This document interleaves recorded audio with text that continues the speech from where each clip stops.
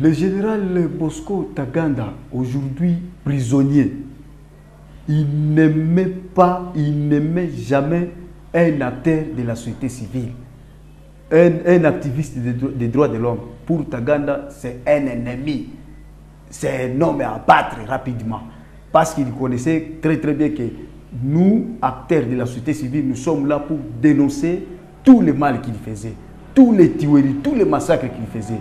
Et maintenant, aujourd'hui, nous sommes vraiment quand même très satisfaits et très contents d'écouter que l'homme est allé maintenant à la CPI. Donc c'est pour nous une liberté que nous venons maintenant d'avoir aujourd'hui. C'est très content vraiment, nous sommes très contents. Oui, nous sommes très contents d'apprendre quand même qu'il est arrêté, mais nous attendons voir si la justice internationale va agir comment à l'égard des atrocités qu'il a commises à la population congolaise. En Ituri, vraiment, pendant son règne, avec l'IPC de Thomas Lubanga qu'il fit en tête de son armée, il y a beaucoup d'atrocités, surtout les jours ils ont occupé Bunia. Il y a eu beaucoup de morts tout autour de la résidence de l'ex-gouverneur, M. Lopondo à Bunia. Il y a eu plus de centaines de cadavres. À la cité, partout, il y avait des enlèvements, il y avait vraiment des règlements de comptes de telle manière que c'était vraiment très amer pour la population iturienne de vivre cet événement. C'est le sentiment de joie.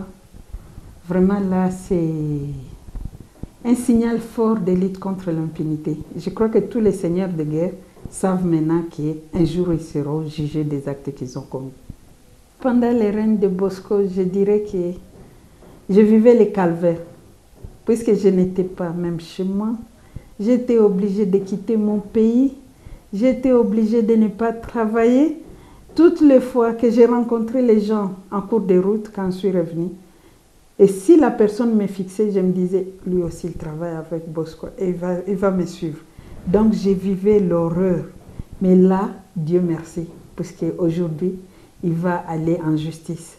Et ce qui me réconforte plus est que lorsque tu crois que tu es Seigneur, tu es intouchable, comme il s'appelait Terminator, mais sache qu'un jour, la justice finira par triompher.